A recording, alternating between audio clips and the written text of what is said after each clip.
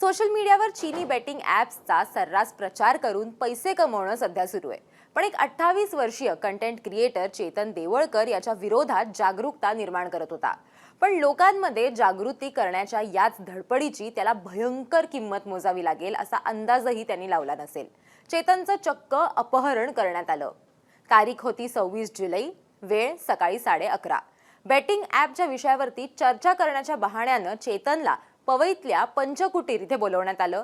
चेतन तिथे पोहोचताच त्याला जबरदस्तीनं एका SUV कारमध्ये बसवण्यात आलं आणि पुढच्या काही क्षणात जे घडलं त्यावर तुमचाही विश्वास बसणार नाही.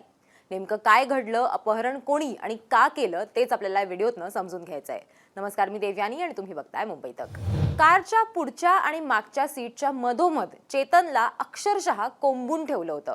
चेतनने मदतीसाठी किंचाळण्याचा, आवाज देण्याचा प्रयत्न केला, पण एका आरोपीने थेट त्याच्या घशावरतीच पाय ठेवला. तर दुसऱ्यांनी सुरा काढून पोटात भोसकण्याची धमकी दिली. तू आमच्या बेटिंग ॲप विरोधात व्हिडिओ का बनवतोयस? तुला ॲपची जाहिरात करायची असेल तर कर, पण आमच्या विरोधात का जातोस अशी धमकी त्याला देण्यात आली. धावत्या कारमध्ये 12 तास चेतनवरती हाच प्रश्न विचारत मारहाण सुरू होती. अखेर जीव वाचवण्यासाठी मी यापुढे तुमच्या विरोधात रील्स बनवणार नाही अशी कबुली दिल्यानंतर रात्री 11:35 सुमारास त्याला कळंबोली इथे रस्त्यावरती सोडून आरोपी पसार झाले.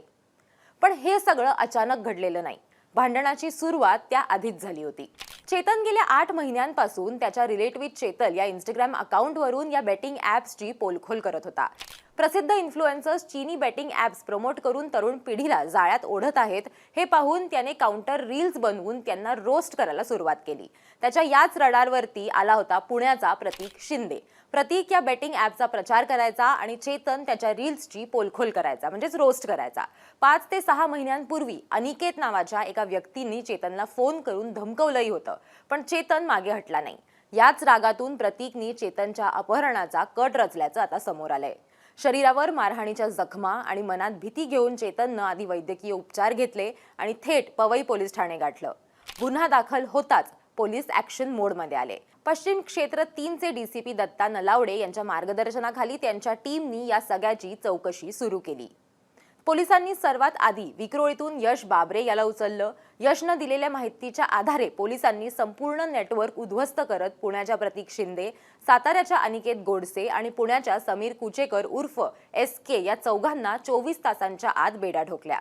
या अपहरणात आणखीन 3 अज्ञात आरोपी सामील होते. पोलीस सध्या त्यांचा शोध घेत असून या कटामागे चीनी बेटिंग ॲपचे कोणते मोठे रॅकेट काम करतंय याचाही तपास आता त्यांच्याकडनं करण्यात येणार आहे. तुम्हाला या सगळ्याबद्दल काय वाटतं ते आम्हाला कमेंट करून नक्की सांगा आणि असेच व्हिडिओज आणि अपडेट्ससाठी मुंबई तकला सबस्क्राईब करायला विसरू नका.